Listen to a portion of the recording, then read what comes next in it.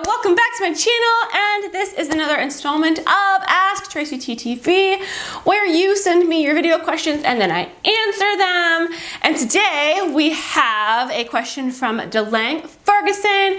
She's amazing. She is she's going to tell you a little bit about herself, and then I will tell you a little bit about her too.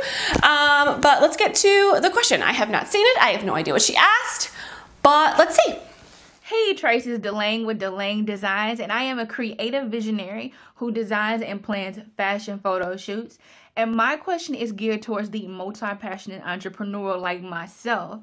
So once we have narrowed down our niche and built an audience, how can we strategically and creatively, without overwhelming our audience, start to add other services to add value to our client? So an example would be that I'm a fashion designer at heart, but I love bringing an overall vision together. So while I'm directing a photo shoot, I will often make something and wear it, take behind the scenes shots, and then allow this service to be where the model can wear a piece or get a custom piece for a future shoot.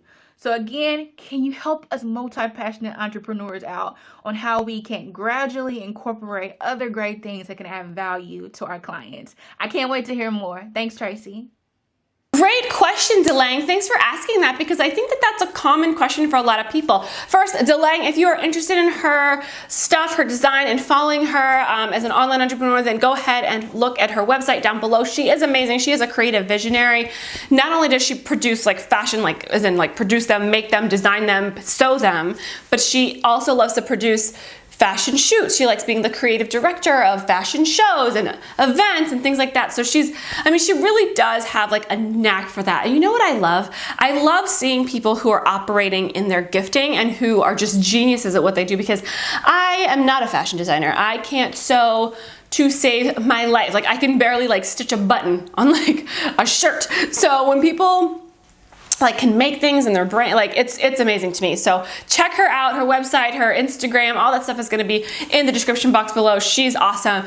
But let's get to the question, because it is a good one and something that comes up a lot, because people apparently are just very, very talented, and it's difficult to kind of hone in. What is my hair doing? It's difficult to hone in on that talent, and just try and choose one thing, which is something that a lot of people preach. And I, to an extent, agree with that. So here is the thing about starting a business.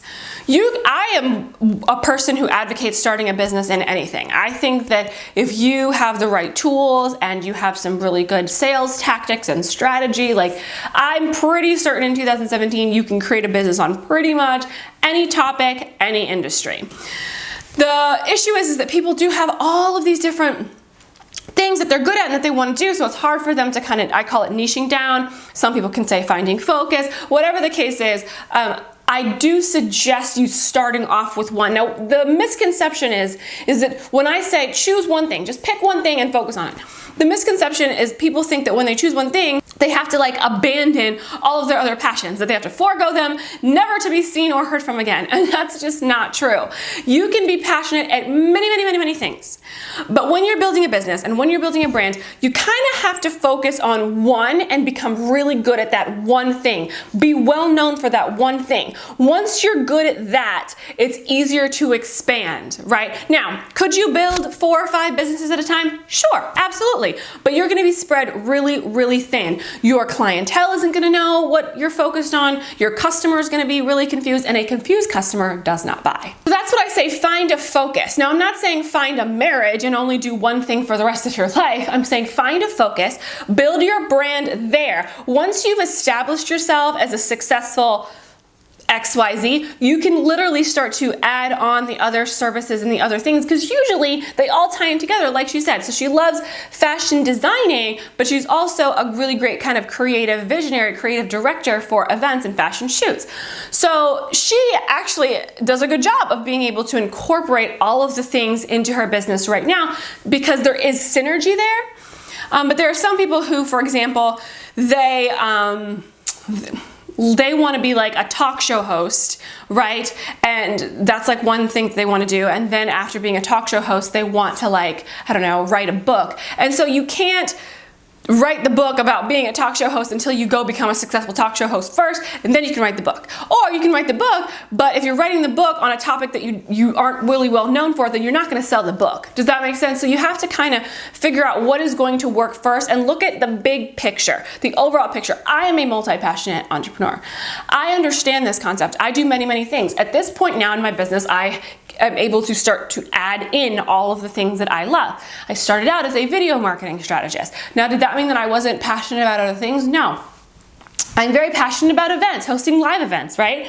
But I couldn't like start out as an online video marketing strategist and then do, live events at the same time. And then, because if I did that, I wouldn't have been able to grow my original business, my original situation as quickly as I did if I was focused on like a ton of different things. But now that that part has grown and I've created passive income from that and I have revenue coming in, whether I work as a video marketing strategist or not, I'm now able to focus my energy on other things. So this year we did Flourish Media Conference. I partnered up with two really amazing women and we put on this awesome live conference event. But I was able to do that because I built a platform first as an online entrepreneur. Then I bridged and I started moving into other things like public speaking, teaching workshops, doing live events, right? So I have to kind of think about how I want all the pieces of the puzzle to flow together. So here are my suggestions for you. Write down everything you want to do. Like literally, write it all down, brain dump it out, write everything down. Take a look at all the things that you want to do. Like you want to be a writer, you want to be a blogger, you want to be a vlogger, you want to be a coach, whatever. And then like underneath all of those things, try and say, okay, as a coach, I can do X, Y, and Z. As a blogger, I can do X, Y, and Z. And then look at those things and see which one jumps out at you the most because it's the most, I would say that the concept is formed more full, right? So if you want to be a blogger, but you're like, I have no idea what I'm going to blog about, then that's probably not the thing that you're going to start with because you're confused, you have no idea where you're starting, so we're going to explore that later. We're going to put a tack in it and explore that later on. But if you're like, okay, but I know that I'm really good at making candles, I can make a candle.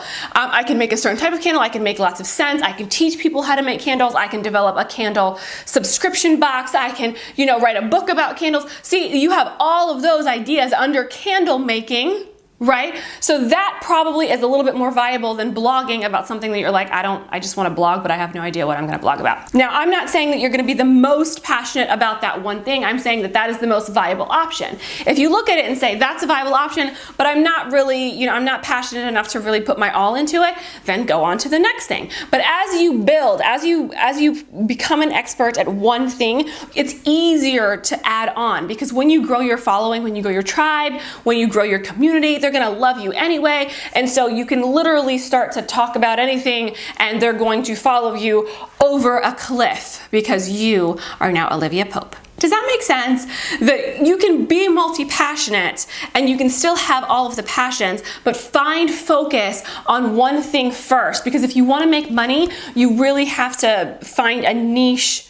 In the online space where it's extremely saturated and everything, you have to become an expert at one thing first. And once you're able to do that, then you'll be able to grow and expand and extend. And naturally, I think your passions are probably going to have some sort of cohesion to them, right? Like you're not going to want to do you're not going to want to be a gardener and then like a mechanic. Like those don't go together. Usually it's like DLANG. It's you want to produce fashion events and you're also a fashion designer. You want to design purses and you also want to open up an online boutique, right? You want to be a video marketing strategist like myself, but you also want to be a motivational speaker, which I'm able to do because of the business that I built.